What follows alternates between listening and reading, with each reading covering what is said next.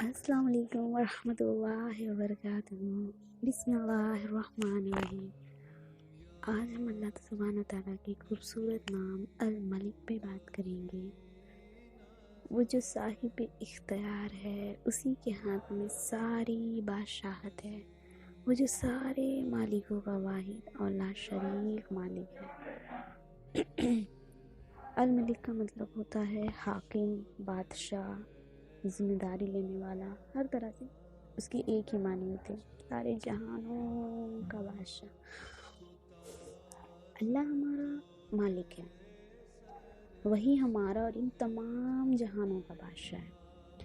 اب بادشاہ کون ہوتا ہے؟ بادشاہ ایک ریاست کا حکمراں ہوتا ہے، جس کو اس ریاست کے تمام اختیارات حاصل ہیں، جو اس ریاست میں رہنے والے لوگوں اور ہر چیز کا ذمہ لیتا ہے۔ اسی کے حکم سے فیصلے ہوتے ہیں اور اس کے فیصلے کے سامنے سب سر تسلیم خم کر دیتے ہیں۔ اب ہم یہاں کس بادشاہ کی بات کر رہے ہیں؟ اللہ کی۔ ہمارا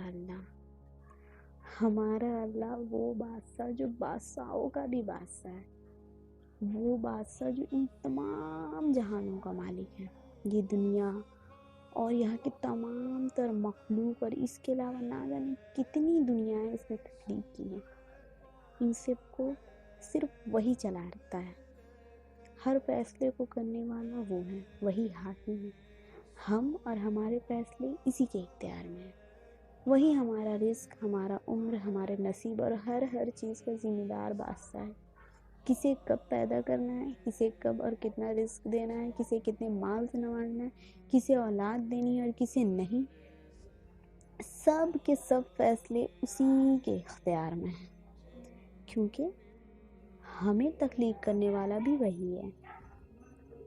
اللہ ہمارا مالک ہے، اس نے ہمارے فیصلے کرنے اور اسی نے ہمارے ہر فیصلے کا ذمہ لیا ہے، اور اس کا ہر فیصلہ ہمارے حق میں بہترین ہوتا ہے۔ وہی عزت دیتا ہے اور وہی ذلیل بھی کرتا ہے۔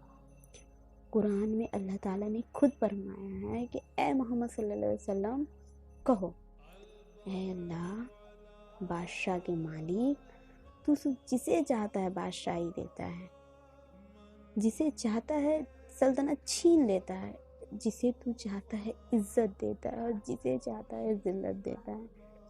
تیرے ہی ہاتھ میں بھلائی ہے، بے شک تو ہر چیز پر قادر ہے۔ بے شک وہی بادشاہ ہر چیز پہ قادر ہے۔ سوچنے کی بات یہاں یہ ہے کہ اگر اللہ نے ہی ہمارے سارے فیصلے کرنے ہیں، اسی نے ہی پالنا ہے، رزق دینا ہے، عزت و ذلت اسی کے ہاتھ میں ہے، نصیب وہ لکھ چکا ہے اور موت بھی اسی کے حکم سے آنی ہے، اسی نے ہمیں عطا کرنا ہے، تو ہم نے کہا کن کو بادشاہ اور اپنا حاکم بنا بیٹھے؟ جواب صاف و شفاف مگر تلخ ہے۔ ہم نے کس کو بادشاہ بنایا ہے؟ ہم نے کس کو اپنا حاکم بنایا ہے؟ صرف اور صرف دنیا۔ اس دنیا کے سامنے ہاتھ پھیلانے کی عادت ڈالی گئی ہے ہمیں۔ ہم اللہ کا یہ نام کئی بار پڑھ چکے ہوں گے، مگر کبھی اس نام نے ہمیں نہیں جھنجھوڑا، کبھی اس نام نے ہمیں نہیں جھنجھوڑا، کبھی یاد نہیں دلایا کہ اللہ ہی مالک ہے، وہی صاحب اختیار ہے۔ دنیا کے بادشاہوں جیسا بادشاہ نہیں ہے وہ ظالم بادشاہ نہیں ہے، وہ ایسا بادشاہ نہیں ہے کہ جس کا دروازہ ایک سے زیادہ مرتبہ کھٹکھٹانے سے وہ گزفناک ہو جائے، ہرگز نہیں، سوال ہی پیدا نہیں ہوتا۔ اللہ کا در تو ہمیشہ کھلا ہی رہتا ہے، اسے کھٹکھٹانے کی ضرورت ہی نہیں پڑتی۔ اس بادشاہ کے سامنے بس فریاد پیش کی جاتی اور وہ جب چاہے کن کہنے پہ قادر ہے۔ ہمارا مالک رحمان الرحیم ہے، یہ ہم پہلے بھی پڑھ چکے ہیں، یہ ہم پہلے بھی سن چکے ہیں۔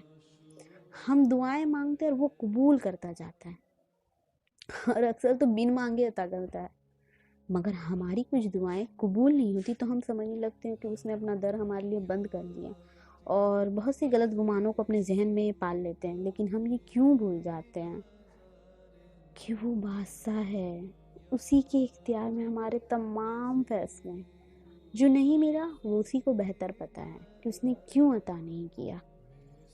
ہم اس کے غلام ہیں، اور غلام مالک کے فیصلے میں انگلی نہیں اٹھاتا۔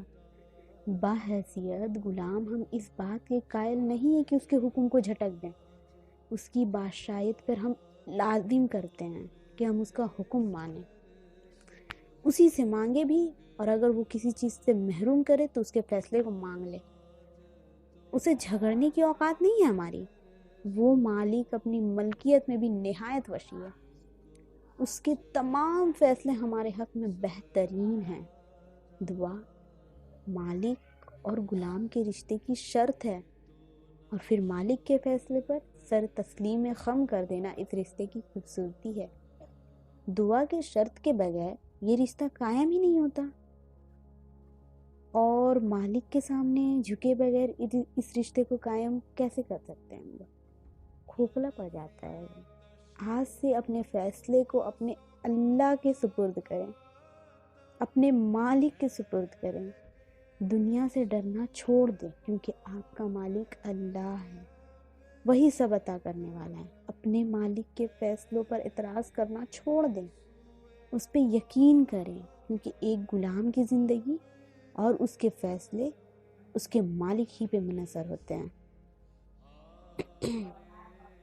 اس نام کے اندر ہی توکل کا مفہوم ہے۔ اللہ مالک ہے، یہی توکل ہے۔ جب آپ اپنے اندر اس یقین کو پختہ کر لیں گے نا کہ اللہ ہی مالک ہے، تو آپ دنیا کے رویوں سے ہرٹ ہونا چھوڑ دیں گے، آپ کی فکریں کم ہونے لگیں گی، اللہ پر اپنے معاملات کو سپرد کرنا سیکھ لیں گے، کیونکہ وہی مالک ہے۔ یہی اس سبق کا ٹاکس بھی ہے کہ ہم نے اللہ کے فیصلے پر اس سے جھگڑنا نہیں ہے، جو وہ عطا کرے اور جو نہ دے یہ اس کی حکمت اور مرضی۔ ہم نے اپنے مالک کے سامنے خود کو جھکانا سیکھنا ہے، تاکہ دنیا کے سامنے کبھی جھکنا نہ پڑے، انشاءاللہ تعالیٰ ضرور۔ اور آپ کو ایک بات پتہ ہے کہ ہمیں اللہ کے لیے اللہ کی ضرورت نہیں ہے، بلکہ ہمیں اپنے لیے اللہ کی ضرورت ہے۔ جیسے قرآن کہتا ہے نا کہ جو کوشش کرتا ہے وہ صرف اپنی جان کے لیے کوشش کرتا ہے، کیونکہ اللہ تمام جہانوں سے بے نیاز ہے۔ یعنی ہم اپنے لیے تڑپتے ہیں، ہم جو بھی کرتے ہیں اپنے لیے کرتے ہیں۔ ہم اگر عبادت کرتے ہیں تو وہ بھی ہمارے لیے، کیونکہ ہمیں اللہ کی ضرورت ہے، اسے ہماری نہیں ہے۔ ہم اگر کوئی اچھا کام کرتے ہیں تو وہ بھی اپنے لیے کرتے ہیں، تاکہ ہم بات کے عذاب سے بچ سکیں، اور اگر ہم کسی کے ساتھ کوئی بھلائی کرتے ہیں تو وہ بھی اپنے لیے کرتے ہیں، تاکہ بعد میں ہمارے ساتھ بھی بھلائی کا معاملہ کیا جا سکے۔ اللہ تو بے نیاز ہے، وہ بے پرواہ ہے، اسے ان باتوں سے کوئی نقصان نہیں ہوتا کہ ہم اس کی عبادت کرتے ہیں یا نہیں۔ اس سے صرف ہمیں نفع یا نقصان پہنچتا ہے، کیونکہ ہم اللہ پہ منحصر کرتے ہیں، اللہ ہم پہ نہیں۔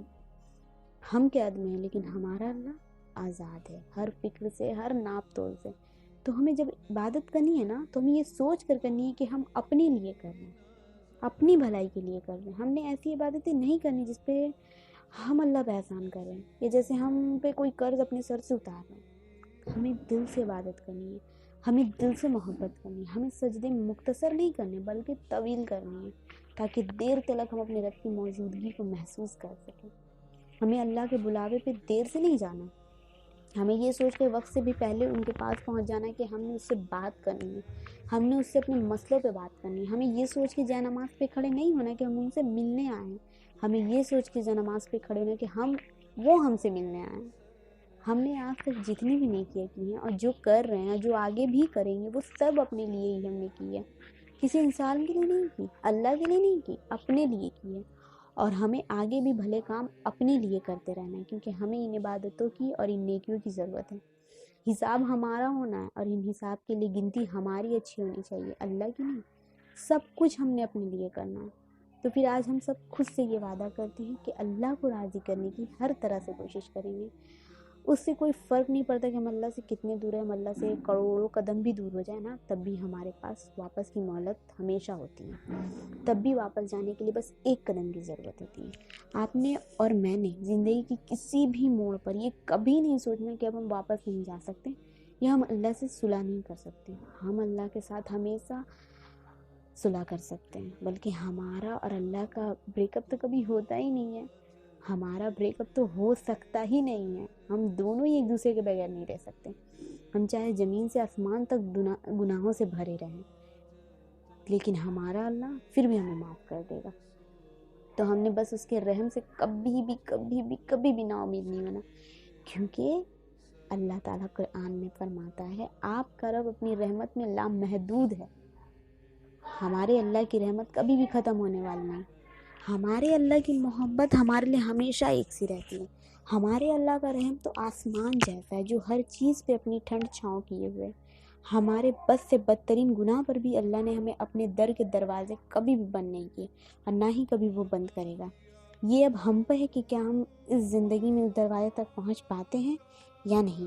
ہم سب کے سامنے ہے اللہ کا دروازہ، بس ہمیں اب اسے دیکھنا ہے، ہمیں اس تک پہنچنا ہے. ہمیں سیدھا چلتے جانا اور اپنے ارد گرد نہیں دیکھنا، کیونکہ اگر ارد گرد دیکھیں گے تو ہم بھٹک جائیں گے، اور جب بھٹک جائیں گے تو وہ دروازہ دھندلا پڑ جائے گا. ہمیں اپنے سامنے کے منظر کو بس دھندلا نہیں ہونے دینا.